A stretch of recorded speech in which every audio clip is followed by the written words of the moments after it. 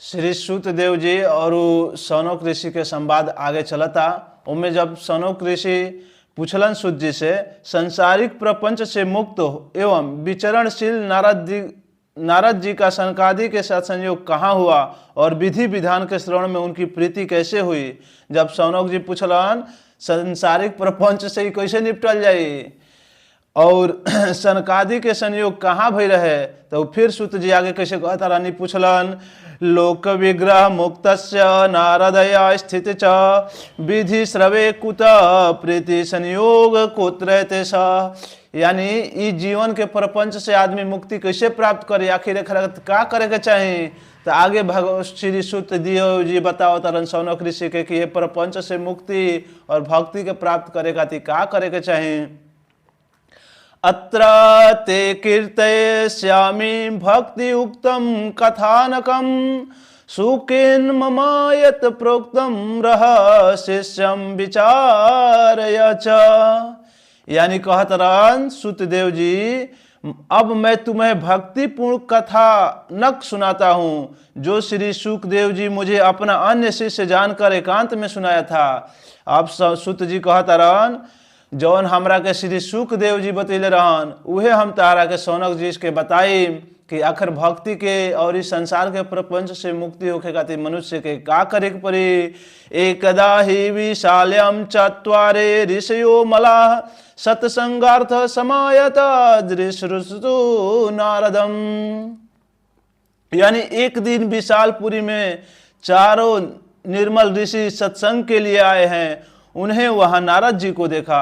कहतरन जे सत्संग के संग कली यानी जे भगवत कीर्तन नाम कीर्तन और जे सत्संग सुनी यानी गीता महाभारत वेद पुराण शास्त्र एकरा के सुनी एकरा के अध्ययन करी ओकरा से आगे ही ओकर निर्मल हो सकता।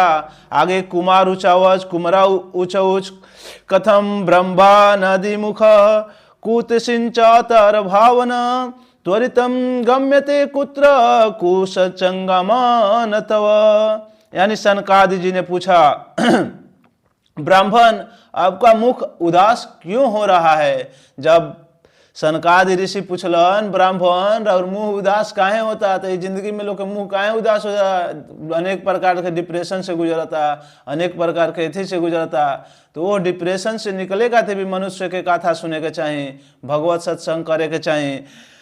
इतनी जल्दी आप कहाँ जा रहे हैं और आपका आगमन कहाँ हो से हो रहा है।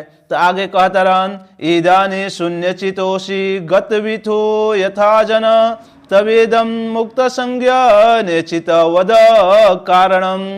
इस समय तो आप पुरुष के समान व्याकुल जान पड़ रहे हैं। सौनकादि ऋषि यहाँ तक कह दलन कि तू तो पुरुष जैसे व्याकुल तनी तनी के लेके हो जालन ऐसे तू व्याकुल दिखता रह। जिसका सारा धन लूट गया हो आप जैसे आसक्त रहित पुरुषों के लिए यह उचित नहीं है, इसका कारण बताइए। तो नारद जी कहता रहा आखिर नारद जी से बात पूछला नातना तू पुरुष के समान व्याकुल काहे दिखता रह, आखिर तार का कारण बा।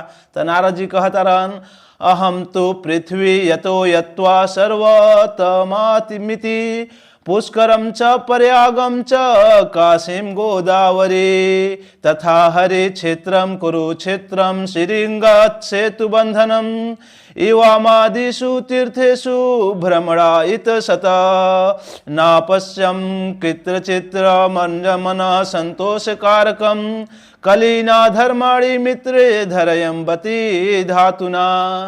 यानी नारद जी कहता रहन कि मैं सर्वोत्तम लोक समझ के पृथ्वी पाई रही। नारद भगवान कहता रहन उनकरा से कि हम सर्वोत्तम समझ के पृथ्वी पाई रही। ई नया जलन की पृथ्वी जौन भाई कली युग के मतलब पृथ्वी पर जौन भी मनुष्य आ गए कलयुग में यह पुष्कर प्रयाग काशी गोदावरी नासिक हरिद्वार कुरुक्षेत्र श्रीरंग और सेतुबंध आदि कई तीर्थों में मैं इधर उधर विचारता रहा किंतु मुझे कहीं भी मन का संतोष देवांत शांति नहीं मिली।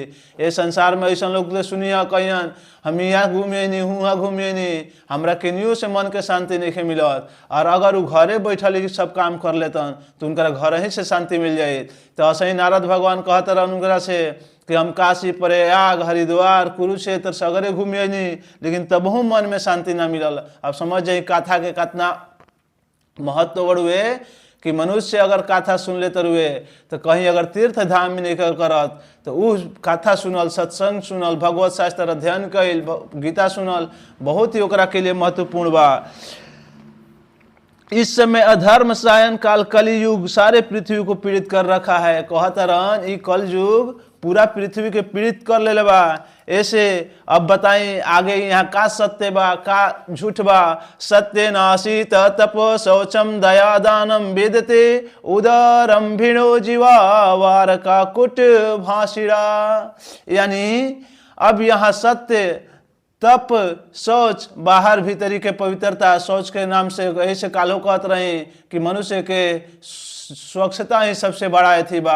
कोनो भी कार्य कैला के बाद मनुष्य के स्वच्छ होखल जरूरी बा। दया दान आदि कुछ भी, बेचारे जीव केवल अपना पेट पालने में लगे हुए हैं।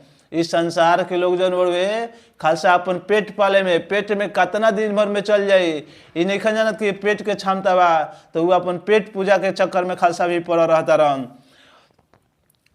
मंदा सुमंदत्यो मंद गया हेरदा दुर्ता पाखंड निरता संतो विरक्ता सपरिग्रह।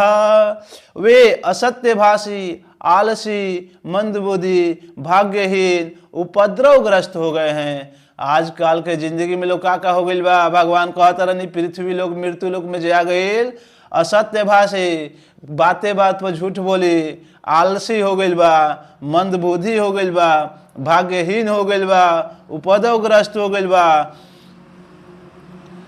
जे साधु संत कहे जाते हैं पूरे पखंडी हो गए हैं। देखने में तो वे विरक्त है किंतु स्त्री धन आदि सभी का परिग्रह करते हैं। तो कहतरन भगवान, नारद भगवान कहतरन विरक्त ऐसे साधु संत के भी ऐसा होके के चाहिए, विरक्त के भी ऐसा होके के चाहिए जौना से स्त्री संग ना होखे, रुपया पैसा धन दौलत से कोनो मतलब ना होखे।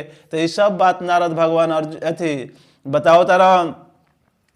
और घरों में स्त्रियों का राज्य है, साले सलाहकार बने हुए हैं, लोभ से लोग कन्या विक्रय करते हैं और स्त्री पुरुषों का कलह मचा रहता है। ऐसे कहतरन भगवान ये जितना भी संसार बड़ुए एजा कलह मचल बा, स्त्री ही प्रधान हो गई बड़ी, सभा का परिग्रह, घरों में साले का सलाहकार बने हुए हैं, लोभ से लोग कन्या विक्रय कर रहे हैं। आजकल दहेज प्रथा के भी भगवान वो वेद शास्त्र भी दहेज प्रथा के उत्थान ना करेला, मतलब ओकरा के बढ़ावा ना देवेला। ऐसे लोग के चाहिए कि अपन कर्म जीवन में बंध कर कार्य करते रही, फिर आगे का लेकर आगे इस लोग से प्रारंभ हुई। जय श्रीमन नारायण। राधे राधे।